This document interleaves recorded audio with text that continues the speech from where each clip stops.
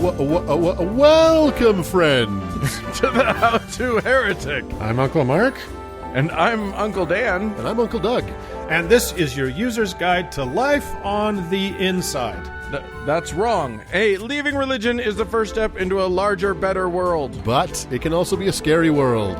Things work differently now. Never fear, that's why we're here. We're your audio uncles. And with help from good friends and experts in all sorts of fields. We're going to share the stories and seek the knowledge to build a great life. After all, you only get the one that we know of, so you better make the most of it. Mm-hmm.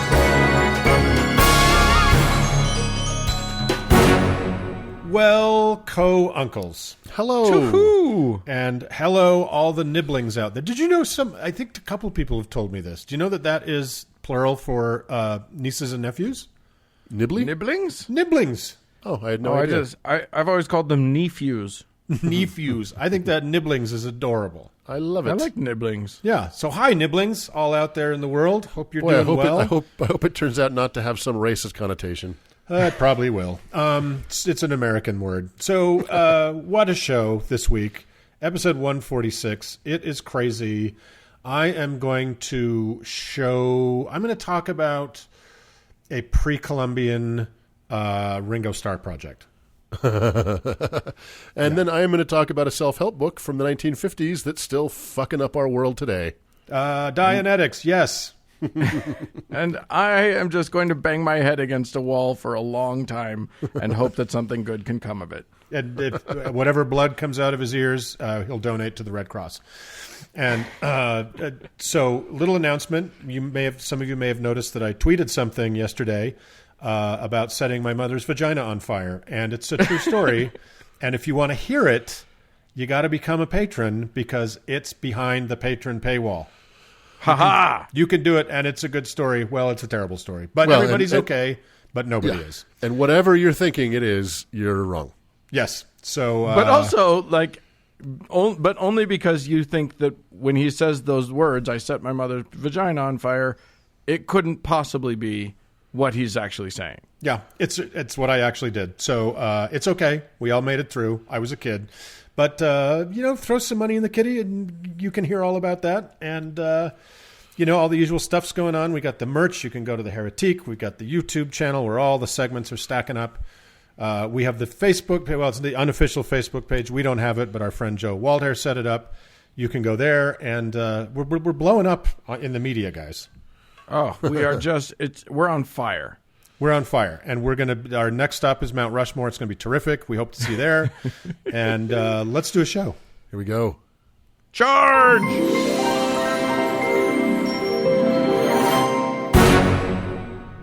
Uncle Dan.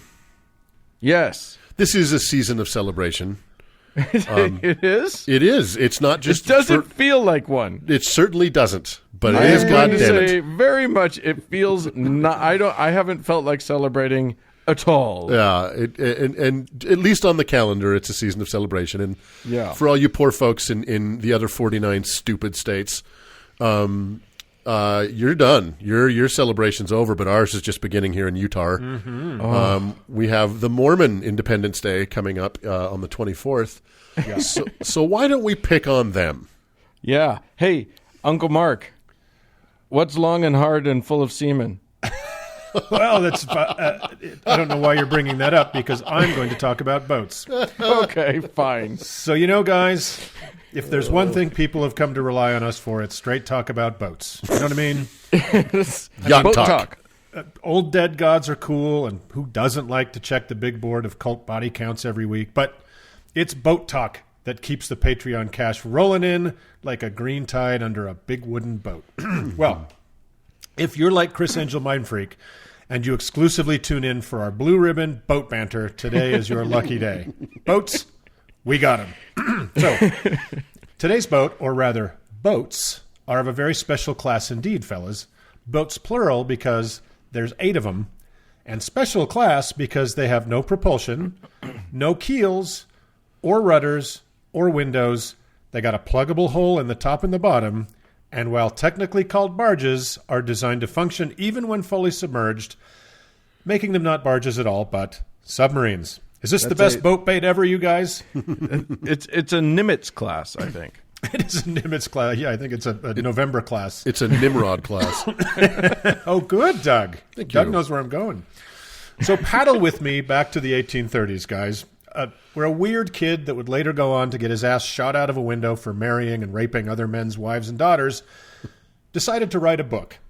But rather than put pen to paper, he put rock to hat and yelled at his dumb friend behind a curtain the contents of some ancient Mayan gold plates he'd found out past the fence of his family's farm near Niagara Falls, which no one else ever actually saw.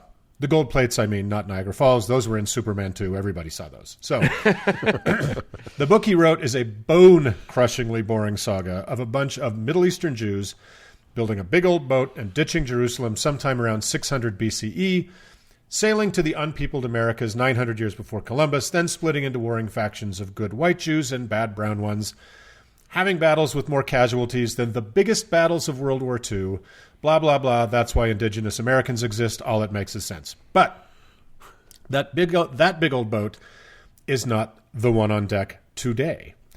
So at the end of this blathering story without any real point or moral called the Book of Mormon, Joseph Smith dashed out a bizarre additional chapter called the Book of Ether that definitely feels extremely rushed for some reason. Doug, you've read it. I have. Yeah, and it's very weird. It's basically almost basically a retelling of the Book of Mormon with different characters and really, really fast. Yeah, so, compared to the rest of the Book of Mormon, it's lightning speed. So I do like. I do want to quickly interject that I think it's delightful. So Mark Twain said that the Book of Mormon was chloroform in print. Yeah, and then Christopher Hitchens accused him of hitting too close to the mark, considering it does have a book called Ether. I just wanted to point exactly right. So, Doug, you thought that maybe the Book of Ether was written right at the end because some contemporary archaeological find was much older than the narrative of the family of Nephi colonizing the Americas in 600 BCE. So Joseph Smith had to quickly have an answer for that. I couldn't find anything to support that. And I even heard that once, and I don't remember where. And I've sent out some feelers as well. But, the beginning of the Book of Mormon is 600 BCE, which is obviously much, much too recent. Yeah. And I had heard that when Joseph Smith was near finishing the Book of Mormon, they had discovered something that predated that, so he needed to find a way to kind of move the starting date.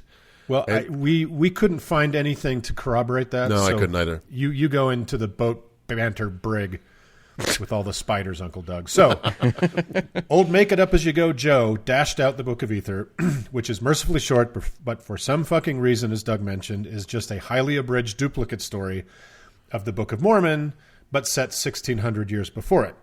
So, in this book, the central character is a guy called Jared, but no, he isn't. The central character is Jared's brother, who, though he is referred to dozens of times and is literally the protagonist, never gets a name other than brother of Jared, which is kind of a hoot because Joseph Smith was just a whiz at making up names. So I don't know why he didn't just call him Anti-Ho Jared Ha Zohar Ha and call it a day.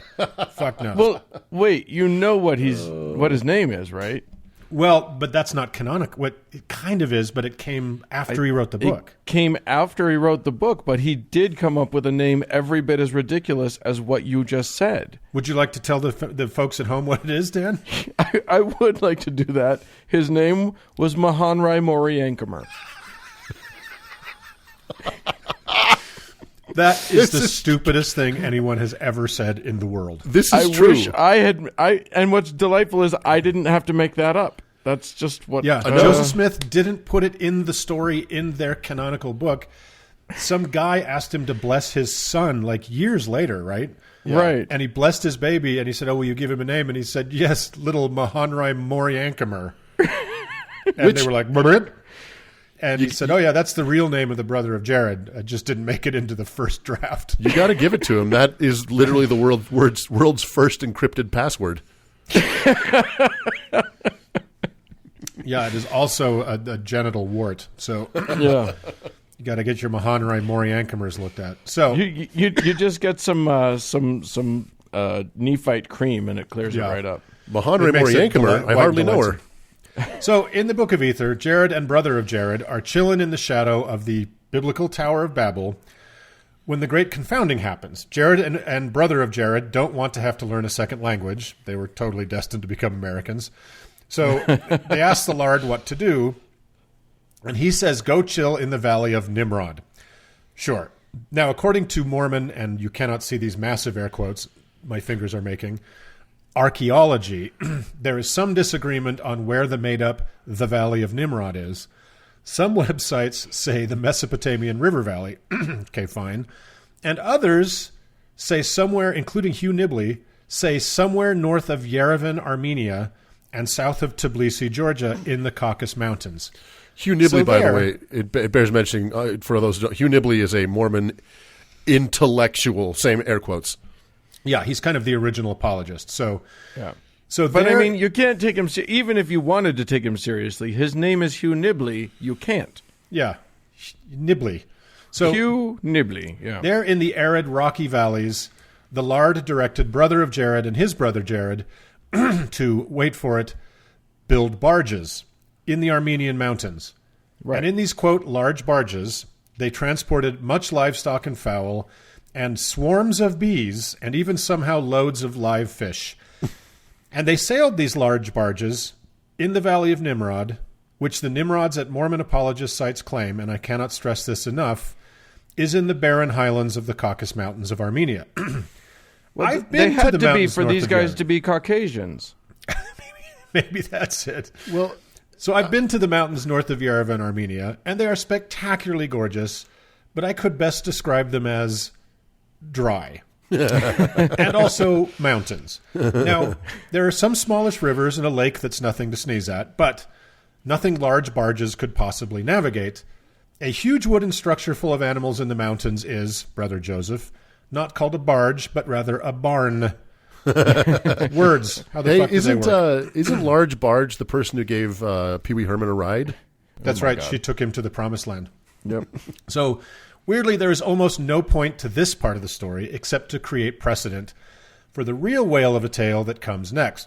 So, after 4 years of good, clean barge living in the Rocky Highlands, the Lord commands Jared and his brother to strike out on an adventure more suited to boats and barges of all sorts, an ocean voyage with water rather than mountains to the promised land, that is the Americas, that the people in the first chapters of the Book of Mormon already did 1,600 years later. What the fuck is up with this timeline? So it bears mentioning, because I think a lot of even ex-Mormons forget about this first part, Mark, that what we're about to get to, everybody remembers, but that they built barges and like pushed them through the fucking mountains.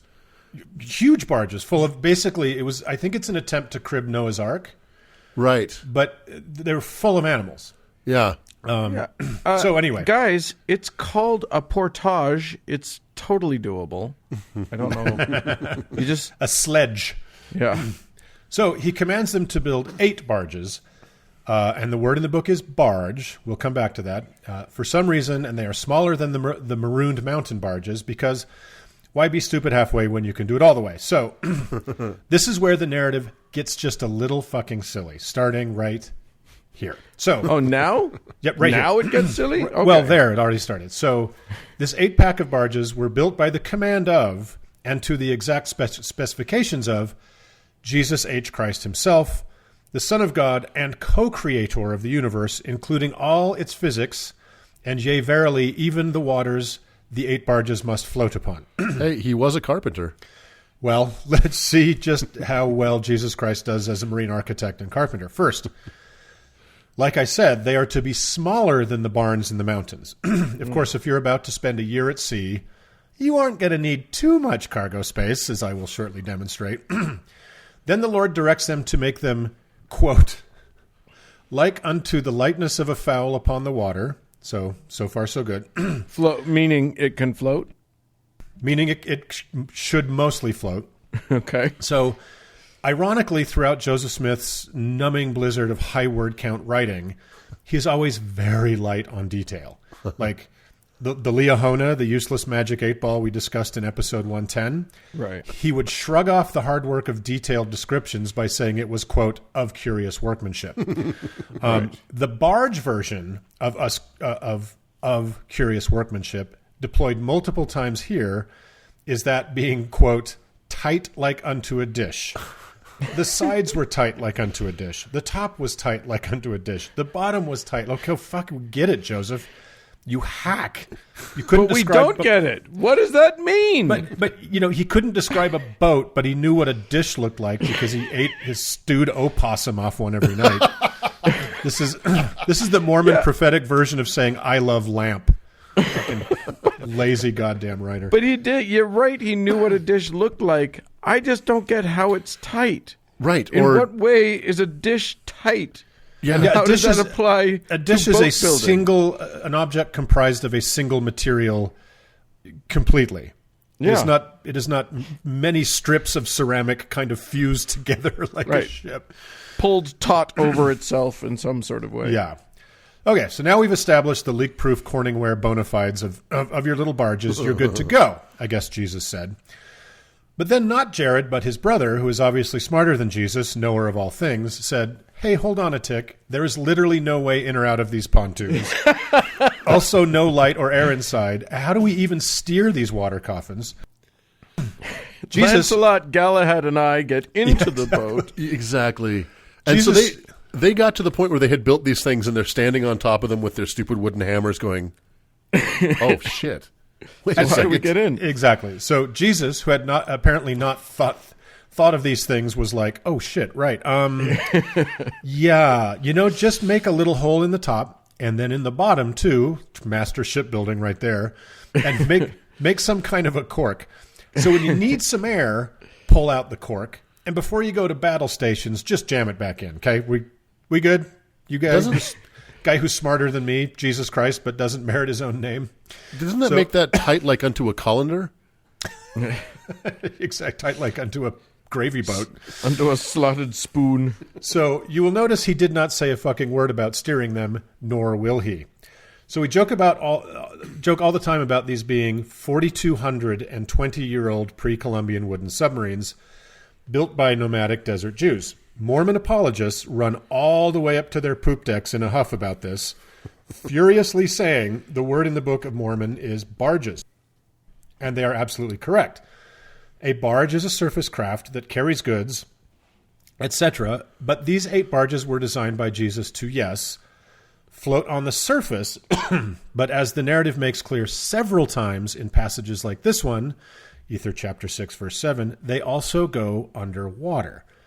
Quote, and it came to pass, classic start, that when they were buried in the deep, there was no water that could hurt them, their vessels being tight like unto a dish, and also they were tight like unto the ark of Noah.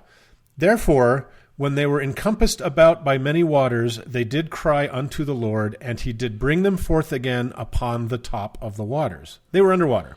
Mm-hmm. Two things. In their wooden boat. In their wooden boat. In their barge. 2 things. Citing Noah here does not help. As it has been conclusively proven, the Noah story in Genesis is fucking absurd. It didn't happen.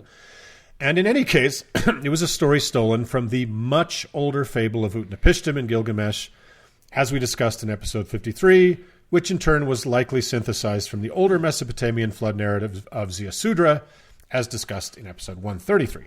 Citing those old fables... By the way, sorry, I hate to interject, but can I just say that Utnapishtim is actually, I believe, Aramaic for Mahanrai Mori Ankamer. I think, by God, you're onto something here, Hugh. So anyway, citing those old fables gives you no help, Joe. But a barge that goes totally underwater sinks. Barges go on top of the water, not under it, and if they do, it's just the one time, and then you need the new barge. Right. A boat that can float on the surface and also can survive being totally submersed is called a fucking submarine. I'm not wrong to call them submarines. Joseph was wrong to call them barges. Submarines. They're definitionally submarines. Like early German U-boats, they spent most of their time on the surface and then would dive for short times for attack or hiding. And all the air that was in there when you pounded the cork back or closed the actually watertight steel hatch was all you had. But even primitive German subs had propulsion, they had steering, they had internal lighting, semi-modern food and water storage, and a way to, if not pleasantly, but at least manage feces and urine. Mm-hmm. Jared's brother had none of those. Well, one. Remember when the guy who was related to Jared by birth but wasn't deemed important enough to have a name asked Jesus about lighting? One funny aside before I get to what happened. He asked what should they do for windows, saying, "For behold, ye cannot have windows, for they will be dashed in pieces." Fair point, smart sibling of useless minor character who has a name. It seems here he's referring to the futility of plate glass windows in submarines, in which case he is both correct and a time traveler. Right. Since the first evidence of plate glass used in building window openings is from Roman Alexandria 2,300 years after this story allegedly took place. Totally, yeah. There were no plate glass windows. But how was Joseph to know such trivia in time to hit print on his totally true Third Testament of the totally true Bible? But again, Jesus didn't come up with the workaround for the light issue. Brother of Jared did, when he, quote, moltened some glass marbles out of a mountain and asked Jesus to touch them and make them glow, which he obligingly did, in the process of which Jared's brother saw Jesus' finger and apparently came in his pants. It doesn't matter. This is a submarine story. You can go read all the other bits if you want, but seriously, why would you? So, the boats had no oars or sails. Even though Joseph Smith knew these were ancient forms of seafaring, see the story of Nephi written earlier, but happening later in the same train wreck of a book. These barges would just driftwood the whole length of the Mediterranean, through the Straits of Gibraltar, and then across the violent Atlantic to Central America. As I said, they had no keel or rudder, so they were not only totally unsteerable, they would just roll around in the tide. Oh, my God. Capsizing and uncapsizing at random. Thus the hole in the bottom of the tight like a dish boat, so they could open that for an occasional breath whence they were upside down. Now, I don't... Yeah, it's basically you're on the spin cycle for the entire time that you're floating in the... Now, you said... I do have to call you on something. You said that there was no way to handle feces and urine, but how do you think you use that hole? It's just for air? Well, we'll get to it. So now I don't know everything about boats.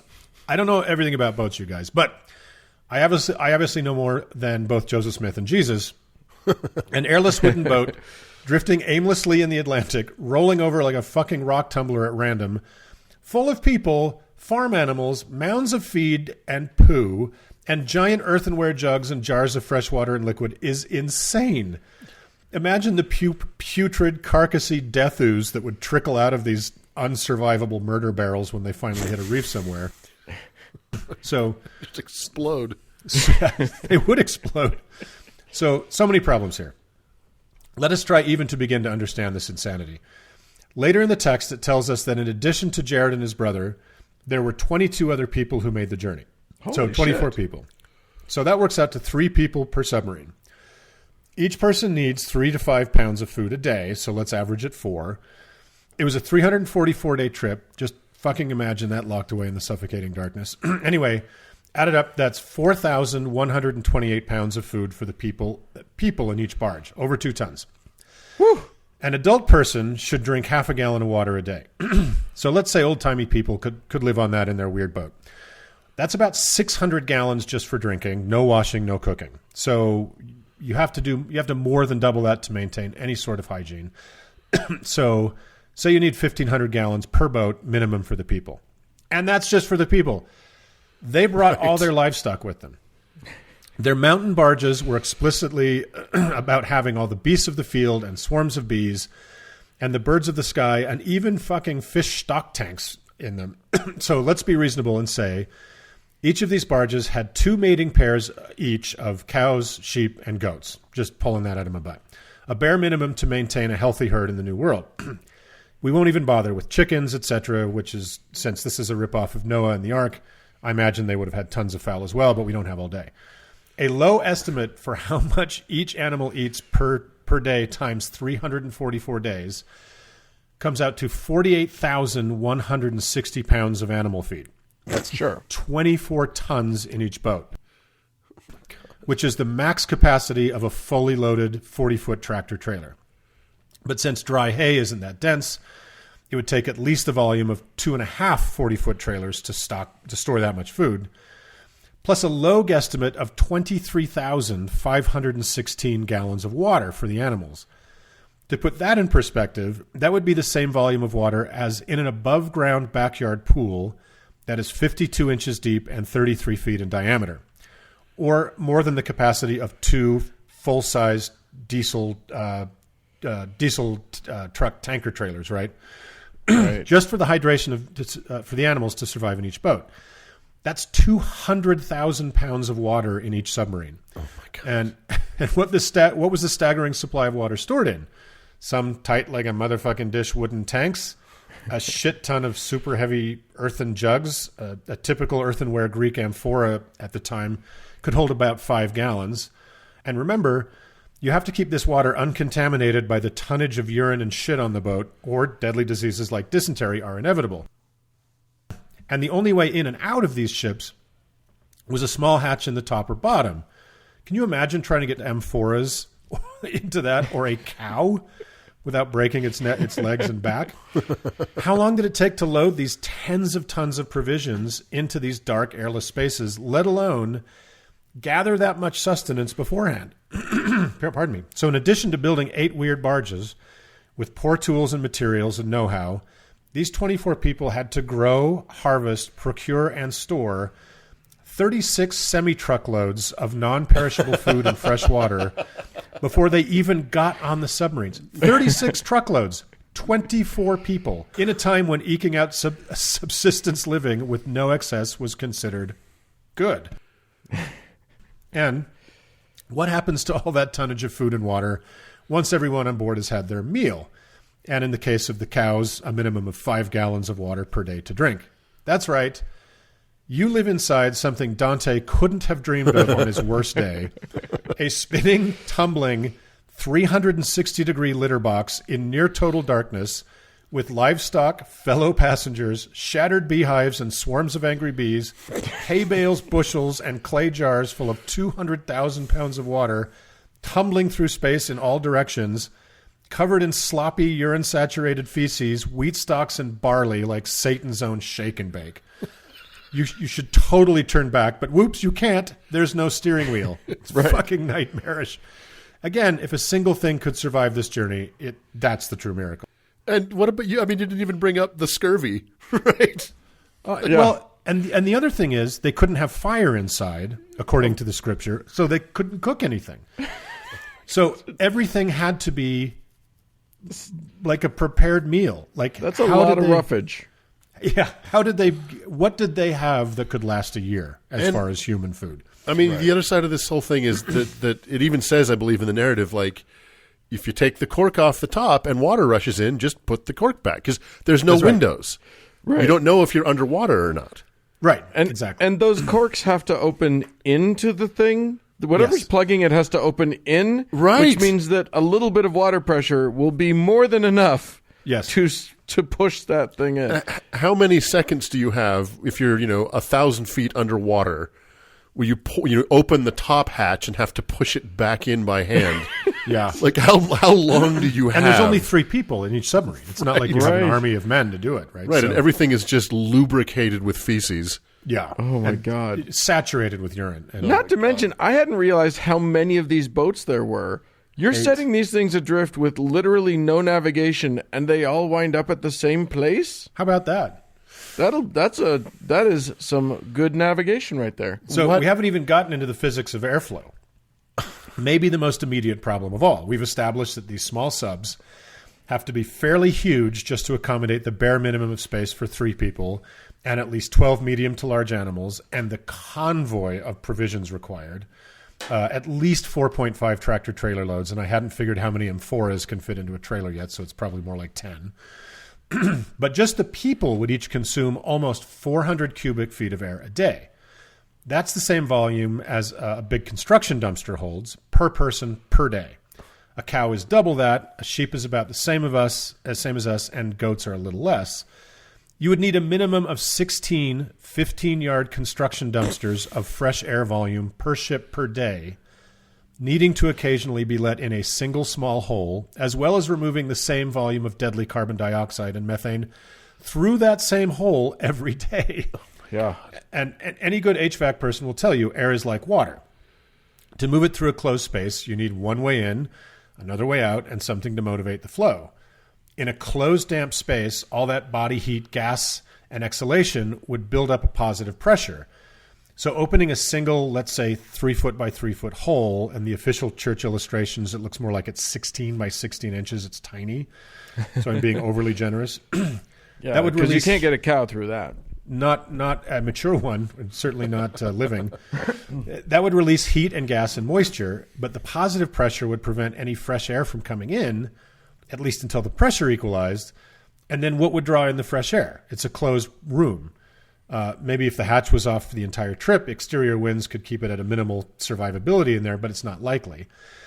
And remember, they only open the hatch once in a while. Oh, if they open the top hatch and then the bottom one at the same time, it would do nothing to solve their air intake problem. Quite the contrary, they would sink. And while there are 99 more problems, and that's really the final one, fellas, 4,220 years ago, sailing and serious seafaring was in its infancy in the Near East. The people of the South Pacific were eons ahead of everyone in sailing capability, but that's no help here. Reed rafts and primitive dugout canoes were the most common sort of craft in the Mediterranean. The sort of sophisticated barrel-making wood joinery of boats, like the elegant Viking hulls, were 2,000 years away from being developed. And even those sophisticated craft leaked and needed constant maintenance to keep above water. Even if Jared's brother, his brother Jared, and their 22 friends had access to the huge, properly grained timbers like old-growth oaks that dotted Europe and Britain, which they did not, whether they were in Mesopotamia or the Armenian islands, the absurd level of craft and boat riding they would need to have was the result of generations of shipbuilding know-how, not until the era of the great wooden navies of the world. And even those master builders in the 17th and 18th centuries failed at every attempt to make a serviceable wooden submersible, despite many attempts. And the shipwrights of the British, French, and Russian navies, who tried, again, many times to make subs capable of just delivering one single explosive charge in a harbor in calm waters, and they failed every time, they had hardened steel tools, excellent materials, and huge, highly specialized labor forces that a tiny family of early Bronze Age desert nomads could not ever have had access to or ever conceived of. In 4220 BCE, to make 8 giant, fully watertight submarines that could withstand the pressure of being just 20 feet underwater for even a minute, again and again for a 344-day journey, which I believe is a metric year, across some of the roughest seas on Earth is inconceivable. And an actually watertight steel drum will implode at 30 feet down, and a 55-gallon steel drum is too small to be torqued and twisted and racked all day, every day by strong waves and storm forces. But if it was, it's steel, not wood, and it would survive, unlike these huge wooden submarines. And in the pointless book of Ether, all 8 submarines, Dan, as you were saying, somehow powerlessly pontoon their way from landlocked Armenia to, I don't know, fucking Guatemala, a journey of over 12,000 miles, intact and at the same time with everyone inside alive and well. In short, this story did not happen. It could not happen. So to finish, there are so many embarrassing things about Mormonism and being Mormon, but you know, guys, this is up there. This is up there with Moonquakers and Bigfoot and the Dream Mine and the Lesser Osmonds and even Super Del Shanzi. Well, maybe not that, but it's close. Every single true believing Mormon reads this story and is like, yeah, the math, it checks out. And in it, Joseph demonstrates that neither he nor Jesus knows Captain Jack shit about boats. Jared's brother saved Mr. Christ's bacon with the air hole and the glowing rocks. And why? Why is this story? Like, what is the actual purpose of this story? It's so laughably, transparently stupid. Well, inevitably, in every Bible and Book of Mormon story, when they get pushed far enough into a corner, they hit that big button, their AZ3 button. That's like, it's magic. God did it, right? So, okay, right. Why didn't he just, part the fucking Atlantic Ocean and let them walk over? Or transport them there. Or transport them via teleporter. Yeah. Why did they have to get into this hell pot for a year It's a meat grinder. I'm being confronted every day by the stench of my own breath when I put my mask on. Can you imagine the hell that was inside these dishes? Bees. They had bees. And it just is the stupidest fucking thing I've ever encountered. So that's submarines, guys. Oh. And, next, and I'd tell you one quick thing to finish is Hugh Nibley, who we mentioned earlier, who's kind of the granddaddy of Mormon apologetics. I just found this morning when I was Googling around. He said, and I'm not kidding, his apologetic is, well, they didn't go to the Mediterranean. They went overland across Asia and put their boats in by Korea. Oh, and then great. went across. They went the other way around the world. Yeah, well, that actually makes sense. Okay. And when confronted, he's like, well, there's a lot of lakes in Siberia. It's like, it's not the lakes that are the problem. It's the in between the lakes. Oh, my God. There you go, guys. Wow. Next time a Mormon tries to tell you they weren't submarines, you can tell them definitively that they are wrong. I got to go do some sit-ups. I like to keep my abs tight like a dish. Well, with that, let's sail away.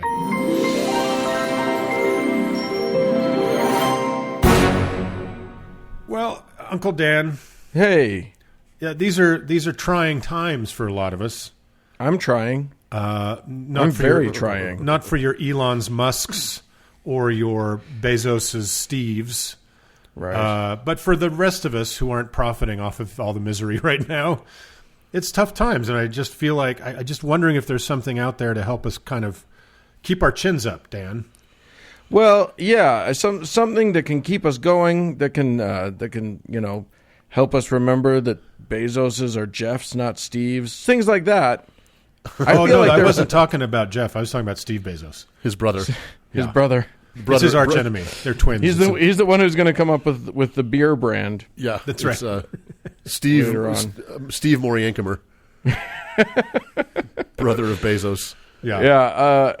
But Uncle Doug, help us. What we need look, it's dark. The world is dark, and our spirits are low. What's going to pull us out? Is there some woo for us? Jesus Christ. And the weather the recent weather report is simply tear gas. Yeah. Well, uncles, I don't know what made you think that turning to me for optimism was the right call, but you are wrong. That's how bad it is. That's how bad it is. As will be demonstrated by my segment and later my heaven, I'm in a place right now. So, as has been our wont on this show, we occasionally attack woo in all its forms and those who peddle it. As we've discussed all too often, woo can sometimes be the methadone to the heroin of religion. However, like methadone, too much woo can itself be dangerous. Of course, need a prescription. Look, let's just be straight. That's right. With people. You need a prescription. There is the mostly harmless woo of, say, Gwyneth Paltrow and her vagina eggs that we talked about back in episode 43. But there are also forms of woo that can almost only cause harm, like anti-vaxxism or QAnon. Right. Today we're going to talk about the latter. This week I want to dig into the woo archives all the way back to 1952 to one of the OG woos, Norman Vincent Peale's seminal self-help book, The Power of Positive Thinking, a guide to mastering the problems of everyday living. Many of you will no doubt recognize the name of that book, even if you've never read it. But for a nearly 70-year-old self-help book, it may be one of the most influential books affecting your life right now, but not in any good ways and not for any good reasons. And it was, and it actually was a massive bestseller, right? Huge bestseller. Yep, yeah, we'll talk about that. Yeah, it was a big seller. Norman Vincent Peale, we'll start with him, was born in 1898 in Bowersville, Ohio. He was raised a Methodist and would go on to earn a degree in sacred theology from Boston University School of Theology and a Doctor of Divinity degree at Syracuse University. These are, of course, about as valuable as my degree in epidemiology from Trump University. Peale became a Methodist minister at 24, and 10 years later the pastor of New York City's Marble Collegiate Church, where he remained until his retirement in 1984. Somewhere on this road, he realized three very important things. Lots of people have money. I want that money. And some people will give it to me if I lie to them. So, he became a prolific author and motivational speaker. The subject he would hit on, and which would be the main theme for the rest of his life, was positive thinking, and how positive thoughts and a positive attitude can lead to health, wealth, and happiness. As we'll discuss, sometimes there can be negative consequences by taking mental health advice from someone with no training in the fields of psychology, psychiatry, or mental health. These negative consequences can only be made worse when taking mental health advice from someone with degrees in sacred theology and divinity. I want a degree in non-sacred theology. Right, exactly. I love that. I want a degree in non-Euclidean theology. Exactly. Although I am a big proponent of mental health counseling, one should be wary about who they let into their heads, and I think it's a bit of a red flag when someone who wants to give you mental health advice believes that their hero is a 2,000-year-old white Palestinian who kills trees with his mind. Aside from becoming perhaps the most sought-after motivational speaker of his time, Peale was a prolific writer, having published something like 40 books, among them The Positive Power of Jesus, 6 Attributes for Winners, You Can If You Think You Can, The Power of Positive Thinking for Young People, The Amazing Results of Positive Thinking, The Power of the Plus Factor, and The Celestine Prophecy. Most of his works were met with mild success, that is until 1952, when The Power of Positive Thinking hit the presses. As you said, Uncle Mark, this book was a huge success. It shot to number 1 on the New York Times bestseller list, where it remained for 48 weeks. Wow. Holy shit. It was on the bestseller list for like 150 weeks, but it was number 1 for 48. How did The Power of Positive Thinking for Young People do? I don't know. That reminds. I think you gave me this, Doug. Didn't you give me the Bill O'Reilly's book for teens? Oh, I think didn't I get it signed? Oh, I don't know. I think I'd have to look. I think I still have it here, but I'm sure that was a big seller. And just to be clear, everyone, it was an ironic gift. Yeah. So this thing has sold more than 5 million copies and has been translated into over 40 languages. So before we talk about the book, let's talk about the America it was released into. 1950s America was a very different place than the America of today. We were still high on winning World War II, and tens of thousands of GIs had graduated from college on the GI Bill and were entering the workforce as white-collar workers for the very first time. There was hope and possibility in the air, and it seemed that wealth was within reach if you just wanted it badly enough. And you were white. As of course, I'm speaking of white America. Black America was having a very different experience at the time. Mm-hmm. It is perhaps So was woman America. Truly, yeah. It is perhaps no coincidence that that Peale was not a fan of the civil rights movement, and that he was fast friends with famous racist shitbags such as Billy Graham, Richard Nixon, and Fred Trump. More on that a little later. Mm-hmm. The Power of Positive Thinking is racially problematic in other ways, which we'll get to. But let's just say that although white America of the 1950s gobbled up this shit, black America wasn't really into the notion that if you just wanted it badly enough, it'll happen. That's their problem. Yeah. They just never really wanted it. Yeah. I think your segment on Clive and Bundy proved that. Truly. Yeah. I don't know what kind of success this book would have if it were released today. All I can say is that given all the shit going on in the world right now, if someone published a book today called The Power of Positive Thinking, I would personally drive cross-country to punch them in the head. Let's talk about the book itself. Peale claimed that through studying various case histories, he was able to put together a list of instructions to help people achieve a permanent optimistic attitude, and by virtue of that alone, the world could be theirs. Now, let's just state for the record that striving for a positive attitude is not a bad thing. Believing that you have a role in your own fate is not a bad thing. Indeed, we know someone that this book helped because it helped them take control of their life. And if that were all the book advocated, we wouldn't be talking about it today. But its problems are in the conclusions that can be derived from its main points. So let's dig in. He starts off with a list of 10, of course 10, rules for overcoming inadequacy. Ready? Picture yourself succeeding. Okay. Think a positive thought to drown out negative thought. All right. Minimize obstacles. Seems logical. That for such a short one, he snuck a doozy in there. I know, right? Do not attempt to copy others. Repeat, quote, if God be for us, who can be against us 10 times every day? Just not in German. Work with a counselor. That sounds nice, but remember that what he's talking about here is a religious counselor. He's talking about clergy. Repeat, quote, I can do all things through Christ, which strengtheneth me, 10 times every day. Develop a strong self-respect. Affirm that you are in God's hands. Believe that you receive power from God. So, you know what? I think there's a lot to that, because wherever Christianity is in the world, there's no poor people. Truly. Right. Yep. Everybody's a success, and they're happy. Done and done. Done and done.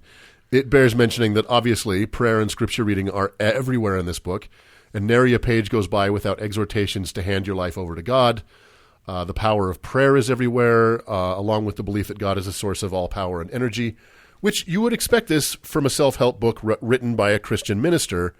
It just makes where we're going to end up all the stranger.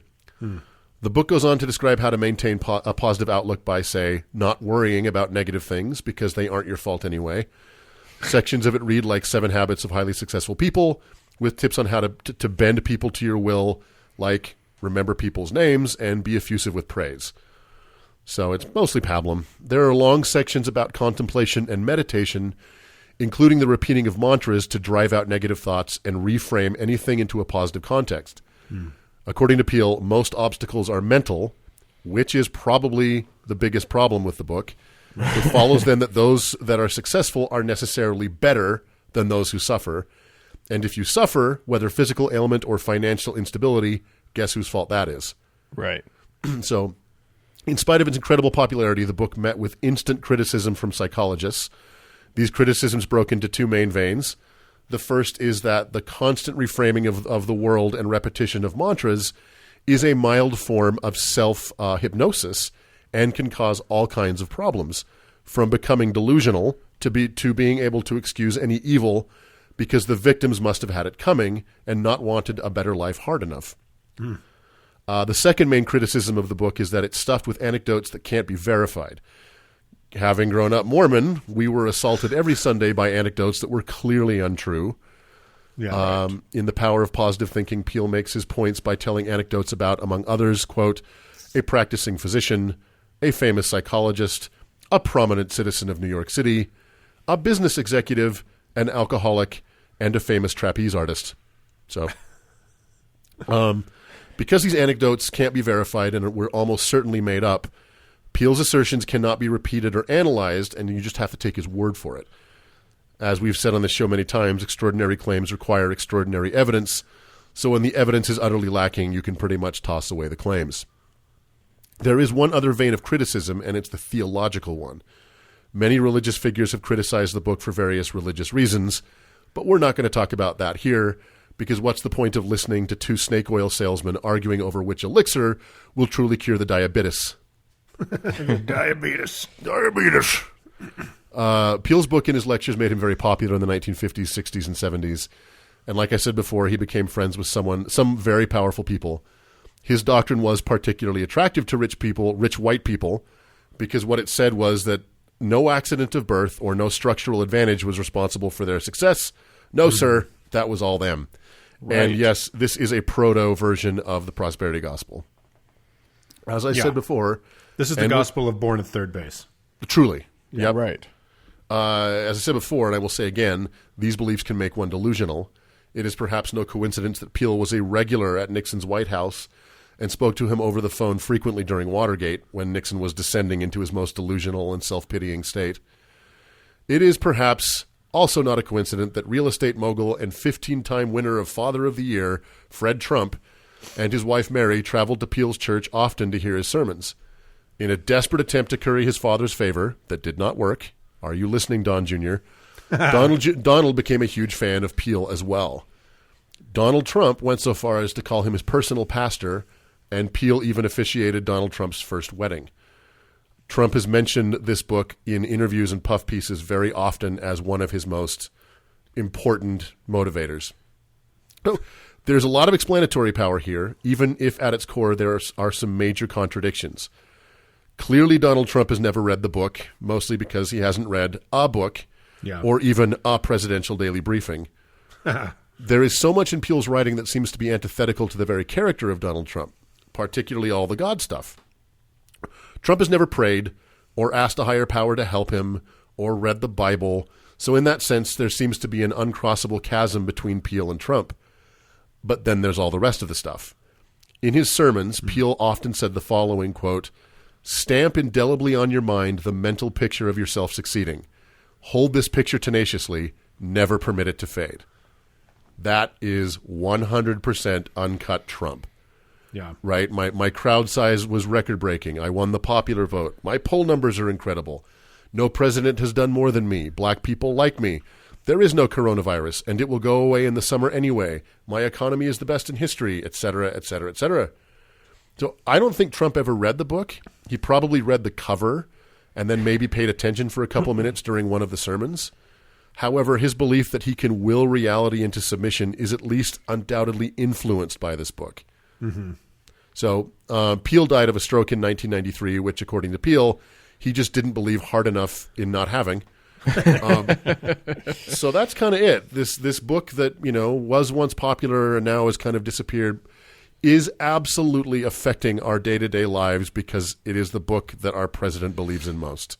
Yeah, it seems like if we had a time machine, there was probably just one dinner party in Queens in 1957 that could have just one stick of dynamite and the world would be a different place right now, right? Truly. So some of the worst people I don't know how seriously evil Peel was, other than just being kind of a delusional quack, but some of the people that surrounded Trump, like Roy Cohn, just some of the world's worst, most evil people around that man. And if you are who you associate with, then being fast friends with Richard Nixon, Fred, and Donald Trump certainly says something about your character. Yeah. So if any of our listeners out there with children, if you are considering gifting them a book of hokum that will contribute to their eventual derangement, consider giving them a hug instead. You might save 160,000 lives 65 years from now. So, yeah, there you go. Socially distant hug. Yes, kind of like Trump gives his children. Exactly. And would give his wife if she would let him. Do you know he doesn't follow Tiffany on Twitter? Oh, that's so shitty. It's just beautiful. It's just perfect. So she'll be the one killing Americans in 50 years? Yeah, that's exactly right. So the cycle continues. It's the Yay. circle of life. All right. Well, thanks, Doug. That makes me feel so much better. I'm just going to keep that in mind and keep a positive view of... Spirits lifted. Spirits lifted. So, all right. Well, let's move on.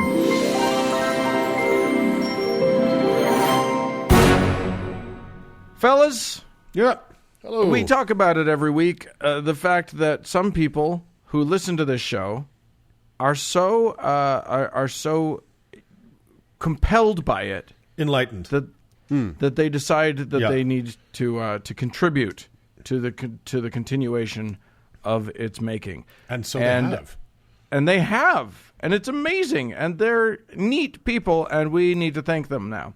So, thank you so much to Daniel, to Sarah, to Jordan, and, Uncle Doug, I believe you have some words about what's going to happen to Michael Eric. That's right. And that's one person, Michael Eric. Yeah. And like we assume. We don't know. That's true. We don't know. It could be 10. You don't know. It could be a whole slew of Michael Erics. I could get out the e-meter and see how many people are living inside of him. It could be a murder of Michael Erics. Well, listen, I teased out in my segment that I'm kind of in a place this week, and I think we all are, as we celebrate our national holiday in the worst possible way. So, Michael Eric, I'm sorry in advance. I have bad news for you. This virus, she is not going away. And we are doomed to live out the rest of our lives watching our curve continue to rise and our social media feeds full of angry Karens screaming something vague about freedom while they lick fire hydrants to own the libs. So, it will come as quite a relief when you finally catch the virus and succumb to its fatal power. In that moment, surrounded by nothing but beeping machines, a wave of relief will wash over you. Goodbye, stupid world. Whatever comes next can't be as boneheaded as what you're leaving behind. Oh, God. I'm fearful. He gave us money, Doug. I know. I'm sorry, Michael Eric. I can't stop now. I'm more sorry, Michael Eric. It's too late. We're in it. We're in it. Just keep going. At first, you are surrounded by darkness. Then, like the rising of 1,000 suns, you are bathed in a blinding white light. I mean, a really white light. A powerful white light, you might say. Your eyes struggle to adjust like a newborn baby under hospital lights. Yet, While they do, you feel warmth, like a campfire on a beautiful summer night. A comfort washes into your soul. You've made it. You're in heaven. Well, a heaven. As your eyes ever so slowly become accustomed to your surroundings, you see figures all around you. White figures. Very white figures. They are covered from head to toe in white. Given where you just were, your mind instantly makes a connection. Everyone is wearing face masks and personal protection equipment. Is it a reflection of our dark times that the bar for heaven is so low that people wearing masks and PPE qualify? Sure, but such is the state of our reality. It's not much, but it's not nothing. At least in your heaven there will be no coronavirus, no community spread, no need to flatten the curve, no existential dread that everyone around you and everything you touch could be your doom. That alone is enough to put your mind at ease. However, as your eyes continue to adjust, you start to notice something strange about the figures around you and their PPE. Why is everyone's mask so pointy on the top? And why do they all keep coming up to me and aggressively gesturing to see if I am A-OK? The source of the warmth draws your attention. Huh. It's a big, burning, lowercase t. That's, oh shit. A dreadful realization runs up your spine. Your heaven, it looks a lot like a KKK rally. Oh, God. And indeed, it is, Michael Eric. Your heaven is one eternal Klan meeting. Why is this happening to you? You lived a good life. You don't deserve this. Well, Michael Eric, what did you expect? God so thoroughly mucked up life. What did you expect him to do with the afterlife? Look on the bright side. Everyone is wearing masks, and they're all wearing PPE. And talk about social distancing. These people practically invented it. You might even say they take it a bit too seriously. And before you ask, why are these fuckers in heaven? Don't worry. An eternity of being angry at people that aren't even here is their punishment. Sucks that you have to be there with them, but them's the breaks. Sorry, Michael Eric. Holy shit! What a wonderful thing that's happened to you, Michael Eric. Yeah, well, I think you took one for the team, man. I think you prevented somebody else from that fate, and so good for you. Yeah, and we will be getting Doug some therapy. Don't worry. It will happen eventually. New Patreon goal. I tried. Yeah, exactly. Anyone who does Zoom therapy sessions for the clinically depressed podcaster, please reach out to Uncle Doug. And in the meantime, go to the website, hit support us, throw your whole coin jar right at the screen. That's how the money gets in there. And then go to any place that you can do 5 stars. Give us 25, and keep 5 for yourself. Huh? Yeah, go grab your parents' or your daughter's phone and give us 5 stars on their account. Yeah, just they don't have to listen for us to get 5 stars from them. You don't have to listen to love the show. In fact, I think it's probably easier the other way around. So do that, and we love you, and stay safe out there, and let's move on.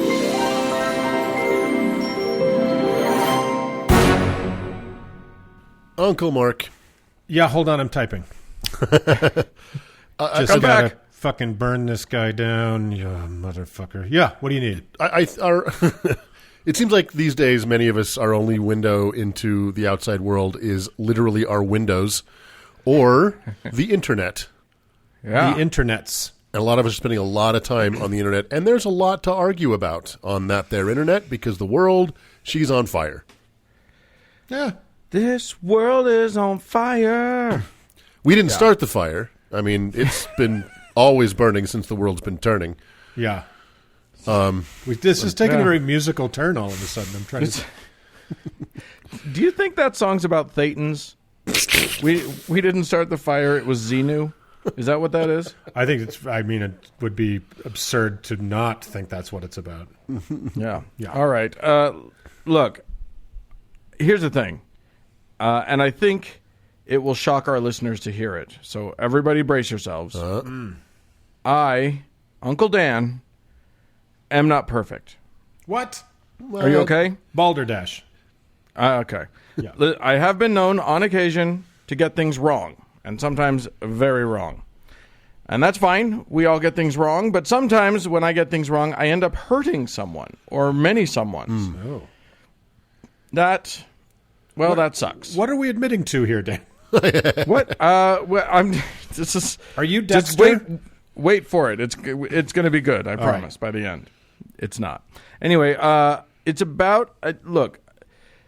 That feeling of hurting people because I fucked up in some way is about as bad a feeling as I know. And the thought that I hurt someone else, especially if it's someone that I love, which usually when you hurt somebody else, it's somebody that you love. Mm. But here's the thing about hurting someone you love. You have a built-in motivation to patch it up. You love them. You want them to feel better, and you want to keep living in relation to them. So in those cases, for most of us, it's relatively easy to make amends. You know, we can overcome the demands of our own egos and listen to the other person. We can apologize. We work solutions out. We commit to doing better in the future. But what about when it's not a loved one?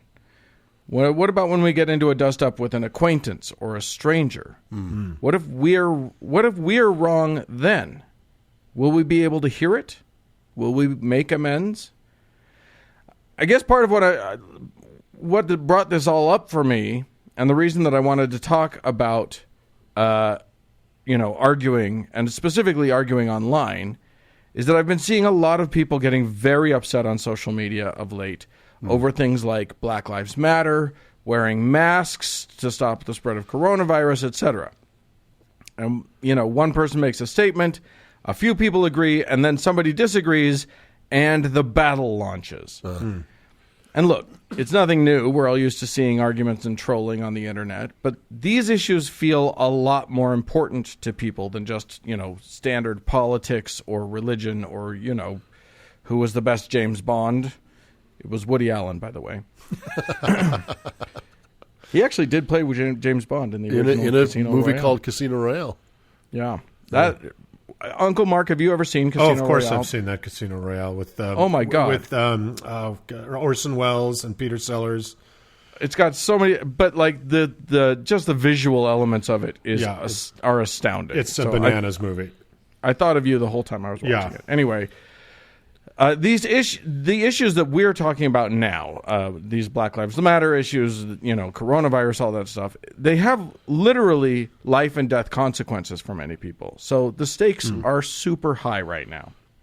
Yeah. So I wanted to talk about how to have these conversations, what works, what doesn't, what our goals are when we have them, that sort of thing.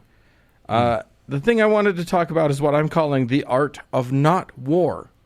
Eloquent, I know. It's Sun Tzu, only backwards. You have to say it like Seb Gorka. The art of not war. Gorka! Anyway, look, I think one of the problems that we have, and we've talked about this on the show a bit before, is that most of the confrontations we see on the internet forums take useless shapes. They're not designed to convince any human of anything. The best case scenario is just of frustrated people agreeing to disagree. The worst case scenario is anger, hurt, name-calling, vitriol, and even like threats of violence. So we're at the height of what is known as call-out culture, which is all about telling someone how wrong they are. Now, that's actually very important. One of the tools we have to fight things like racism is for people to realize that they will not be respected or treated well when they display hateful or socially unacceptable views or behaviors. At very least, people will think twice about their ignorant public and about their ignorance in public. And fewer people will either will be influenced or hurt by their bullshit. That's all good.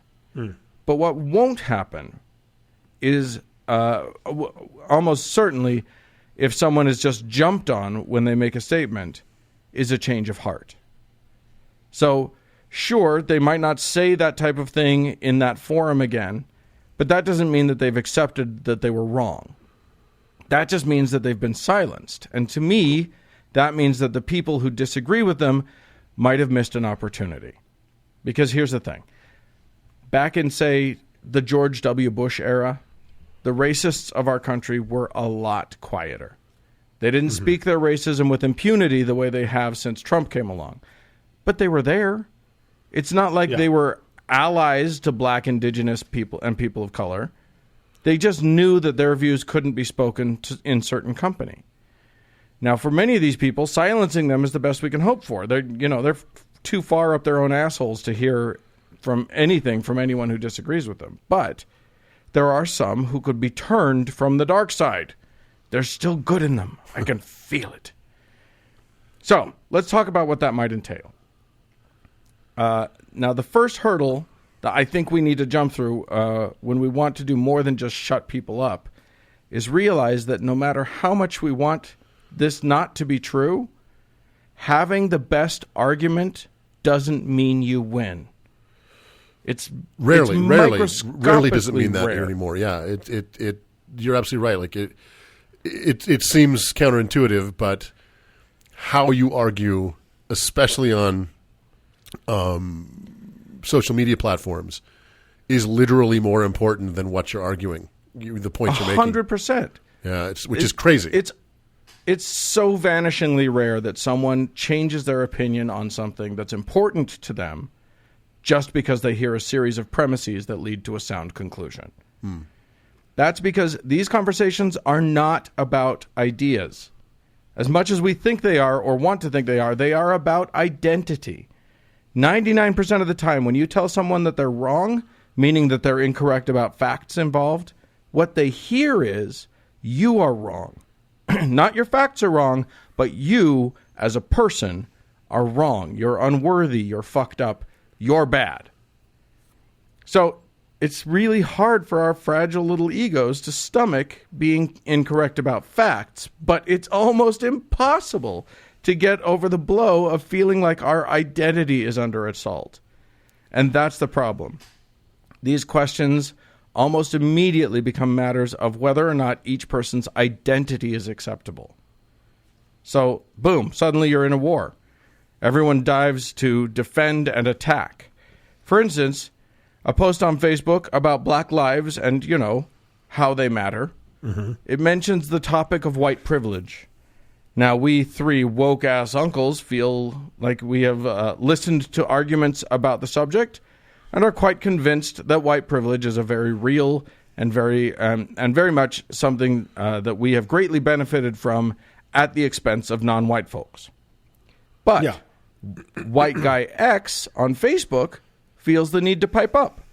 He says, black people have their own TV stations. They have their own movies. They have their own books. They have their own TV stations. Amazing. I'm taking this from a very real example. So, oh, my God. So they're the ones who are privileged.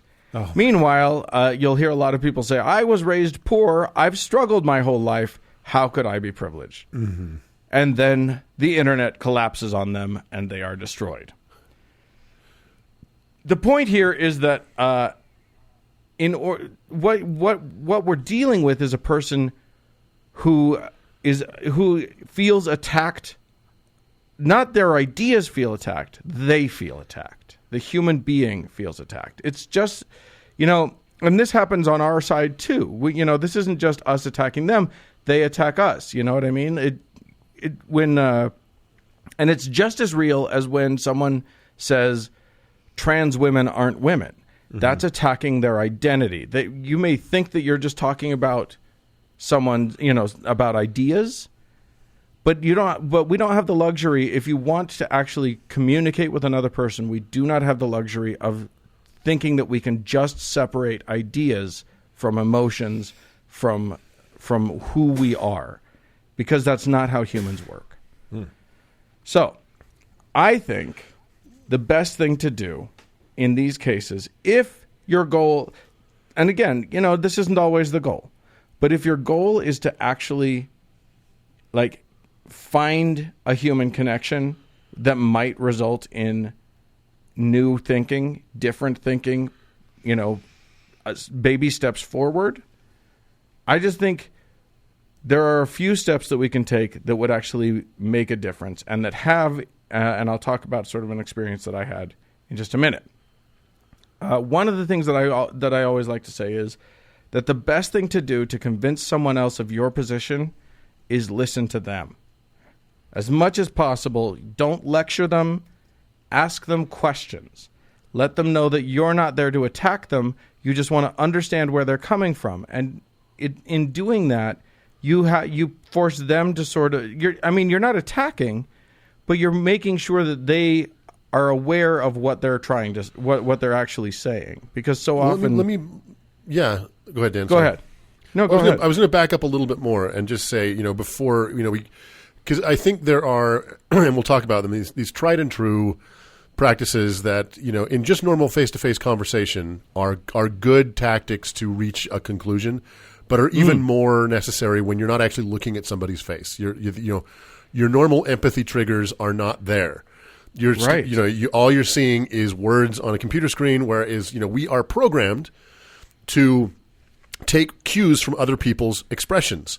And that's how we can understand, I just hurt their feelings, or I'm making a good point and I can tell they're listening, or, this person is frothing at the mouth and I don't want to have anything to do with them anymore. I can make a judgment about whether this person is either too young to maybe have the depth of knowledge I do, or, is a vulnerable person of some kind who's just been fed some garbage. And I should be gentle about this, right? So, but I would even back up a little bit further than that. And just before we go down that path, and this is kind of a point you made earlier, Dan, is what is your purpose? Why are you on social media? And I for one, I've abandoned Facebook for reasons we'll talk about. I mean, I still have a profile, and all thanks to our listener who set up the Facebook page for us for the How to Heretic. But I had to kind of excise Facebook from my life because it was not just a net negative; it was a net huge negative. I was having flame wars with friends and family. I was doing nothing but hurting feelings and having my feelings hurt. Nobody was improving, and I've tried to downplay. It's really hard not to have social media in your life at all. But can anyone argue? And I would ask both of you this: has social media been a net benefit or a net negative to our species? I think that's hard to quantify because I see a lot of both that can come of it. Yeah. I know that a lot of people don't see a lot of the benefit that comes from it, but I see a lot of the benefit. I see benefit, but I don't know that, I don't personally believe it's outweighed by the negative. If we could take social media away, and I know we can't, but if we could excise it from our world, we would lose certain things, forms of communication and community.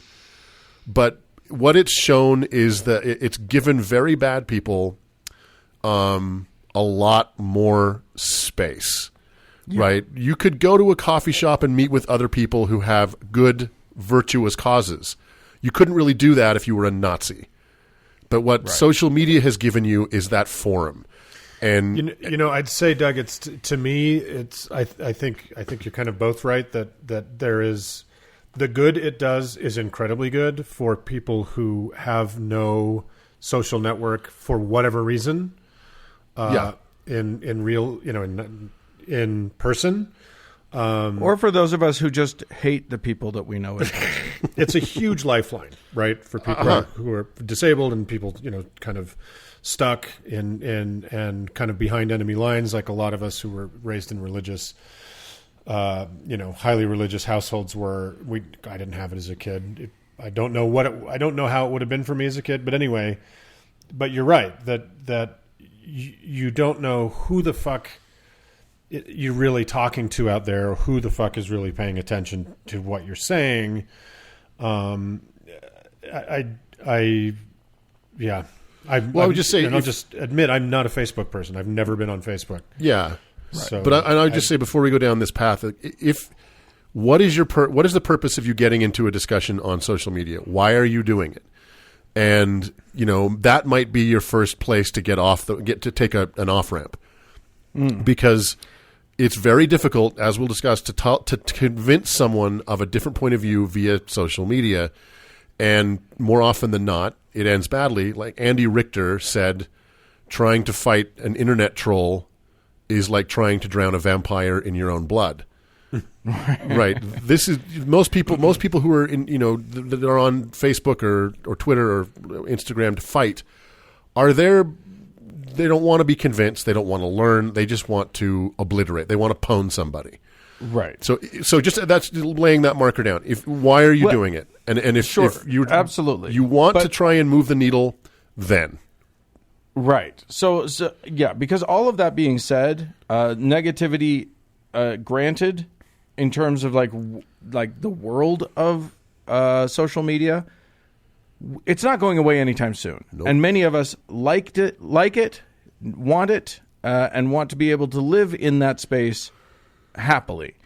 But, most of us, people like me, the three of us are not going to just let, if somebody posts something racist, we're not going to let it stand. We're not just, going to say nothing. Yeah. So the question is, how do you approach or something like that? Or if someone, if someone's posting some bullshit about how, don't wear masks because people can't breathe in them and their oxygen level goes down and, bacteria kills you or whatever.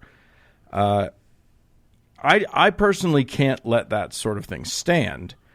So the question is, how do we go? And, I've been very careful for most of my Facebook. I don't let just anybody be my Facebook friend. I'm very careful about, I have to have met them in person and had some interaction for almost exclusively. So these are people that I usually care about. So I want this to go well.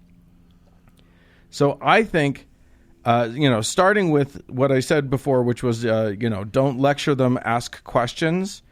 That's a good way. That's a good way to start. I mean, hopefully, if they're your friends on Facebook, you've established some level of rapport, of trust, to some extent. Mm-hmm. That doesn't always work, but hopefully. I think one of the most powerful things you can do if you want others to hear you and listen to you is admit when they have a good point. When you and really look for ways that they're right, because there's nothing that's more that leads to more trust than when you are willing to do what you're asking of them. You know what I mean?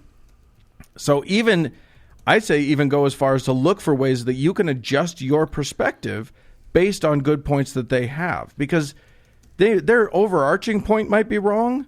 And it might be very deleterious to other people, but in the course of your discussion, they may have they may have good points. So I look for those because it's such a wonderful, powerful tool. Yeah, I've done the same thing. It's very disarming if it definitely makes people feel heard. Right. And people feeling heard is incredibly important. It's so powerful and so important because, you're asking them to hear you. So it's the only way that's going to work is if they trust that you're going to hear them as well. Yeah. So there are other things. I think that's a good place to start. But I think that also we need to remember that we can have bad ideas too. Just because we're woke as fuck doesn't mean that we can't be wrong. Like, I had to learn a lot of stuff before I understood why Black Lives Matter is good, and I was raised white in Utah. I had racism in me, sort of. It was just implanted there by providence. Right. It wasn't taught to me or whatever. It was just part of how I came up. As you pass through your 20s and 30s, you probably were like a lot of us were very convinced of yourself that I'm not a racist. Like, right. Because here's the thing. I am definitely, relative to my parents and my church, I am definitely not racist, right? Right. But that doesn't mean I'm not a racist. It just means I'm a little closer to the good end of things on the continuum, and it's a journey. Right, absolutely. Yeah. And so each step along the way that I have come in getting a little bit less racist has required me to confront myself about things that made me very, very uncomfortable. And especially for white people in this country, especially for men and straight people and cis people in this country, there's, as a straight white man, I get to feel comfortable a lot. Mm-hmm. And I think there's this sense that if something is making me uncomfortable, there's this subconscious thing that happens where I insist and I suddenly jump to, well, this must be wrong because of how uncomfortable it makes me feel about me. Mm. And that's a totally natural thing to have happen. What we need to realize is our level of comfort is getting in the way of us actually hearing people. Mm. And it's getting in the way of good cognition. So if we, as skeptics and free thinkers, are going to actually live up to those ideals of healthy skepticism and good free thought, we're going to have to take some steps. And I think a lot of those steps are to do with learning how to separate our beliefs from our sense of who we are, so that we're not, so that we can be less defensive and more curious when it comes to someone challenging our beliefs. So that when I was in high school, I remember one time I remember me having the thought, oh, black people are more racist than white people, because I was in high school and somebody yelled, I hate white people. And I thought, well, I've never heard anyone overtly yell, I hate black people in this hallway, so obviously I'm the oppressed one. Well, I've since learned a lot. But, that really challenged my sense of who I was. That's me. That was my fault. I shouldn't have yelled that. I honestly think you shouldn't have, but that's okay. I have blood sugar problems, and I would like to take a mulligan on that. Yeah. Yeah. So anyway, I just wanted to get to one story that I encountered recently, in which a friend of mine had posted a post about on Facebook. And this is not a guy I know well, but it is a guy who, over the years, we have sort of, and we disagree on so many points. He leans much more right-wing than I do, than left-wing, which is a huge point of disagreement. He posts things from fucking Prager University and Jordan Peterson and stuff sometimes. However, he really does try to see, when he's called out gently, he really does work to try and understand things. So he posted a thing about how he was sad to see all of these, Confederate monuments being torn down because it's, we're losing our history or whatever. Right. And I made on that thing some of the points that we talked about in your segment, Uncle Mark, about the same thing. About Brigham Young statue. This isn't how we mark history. This isn't how we remember history. This is just who we venerate. Yeah. And these guys aren't worthy of that veneration. Right. And it hurts people. And the thing is that because we had built up a trusting rapport over the years, and because we had listened to each other a lot, he didn't make any comment on that thread then. But he texted me weeks later, like a week and a half later, and said, hey, I think I'm coming around to your way of thinking on that. Which I think is amazing, and I'm just holding that out as proof that it can happen. And so I gloated a lot in the text back to him. Do you want to name him? Let's shame him. Let's dox that motherfucker. Right? Here's his address. Let me look that up. Well, I think that's great, and it's important. And there are examples of that having, you're not the only one, but you're a more rare occurrence. And it takes a tremendous amount of patience and a tremendous amount of self-control. And, I like to consider myself, so quote unquote woke, but I know that I have miles and miles to go. Mm. But why I would consider myself on the end of the spectrum that I'm happier about is because I'm willing to do that. You can challenge my beliefs. You can ask me to explain myself or make my argument, and I'll do it. And at the end of that process, if I have a different conclusion, then that's growth and that's good. But what's that? Well, I want to underscore that and just say that, look, because I see where you're going, I think, which is that you're going to say something about most people aren't there. But let me tell you something. Leading by example is the best thing you can do. Truly. be that person. Be okay with changing your mind. But I would say that's a hero. It is incumbent on us as people who are trying to be woke, if not there yet. That, and I know that's a very overused term, but I think everyone understands what I'm trying to say. You could say enlightened. That's enlightened. Thank you. Is that we've made this decision internally that we're going to be willing to change, and so we have to have the patience. It's not very often that somebody's saying, all lives matter, or saying, taking down Confederate monuments is erasing our history. These people haven't made that decision yet. So, we're the ones who have to be patient. We're the ones who have to be, and it's a fucking burden because sometimes you just want to yell. In the skeptical community, we've been used to that our whole lives, especially if we're raised around religion. I mean, I'm a queer person. My right to draw breath is questioned on a constant basis by people on social media, right? Yeah, totally. And so I would just say, look, Dan, I take every point you're making, and I think they're all excellent. It is predicated on a couple things. One is knowing if the person on the other end of the conversation is an honest broker.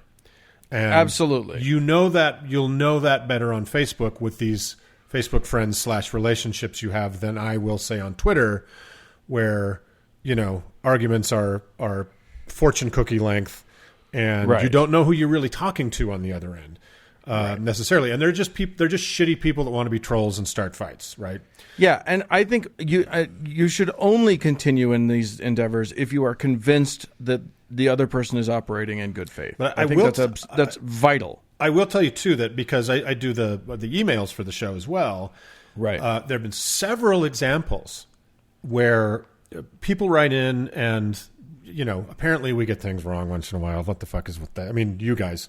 And so people will write in once in a while, and sometimes they're very, very cool. A guy just wrote in recently about an issue about polyamory, and I won't go into it, but felt like we kind of got something wrong many, many, many, many shows ago when we were talking about polygamy, and he was completely right, and he was very nice about it, and I said absolutely, you know what, you're correct, we'll do better. Thank you for bringing that to my attention. And there's times that people have written in angrily, and somebody wrote in angrily about another issue, and I won't say what it was. And I think we had gotten something wrong, but certainly that was not the intent. And so they wrote this really red hot email and just said, don't ever fucking talk about that again. How dare you? Right. So I wrote back and said, well, hey, that's not very fair. You should, if you've listened to the show, our hearts. We're not out to cause harm to good people, right? Just shitty people. Yeah, just shitty people and shitty ideas. So tell me what we got wrong, and we ended up in this really positive dialogue, and I think they came to the conclusion that there was no ill intent, and I made guarantees to them that we will make a concerted effort to do better on that particular subject. And that was those have been very positive conversations, and the email's a little bit different than social media, right? Yeah, and I think that's a valid point. We should consider the fact you need to consider the venue, because you're right. You're not going to be able to have this kind of long form discussion that leads to like profitable discourse on Twitter. You're just not going to be able to. Yeah, and Grindr. I've tried probably it. It's really tough. Right. Yeah. So probably disengage is the best thing to do there, or just shame people. I don't know. Do whatever you want to do. Yeah.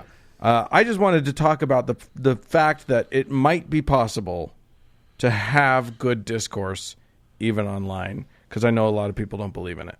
Yeah. Okay, that's all. I don't know. We'll try. We licked it, guys. We fixed it. It's all better now. Nice. Well, at Dan on Twitter and Facebook, and yell at him why he's wrong about this. If you can find me, get me. That's right. All right. Well, cool. Thanks, Dan. Thanks, you guys. Yeah. All right. Let's move on.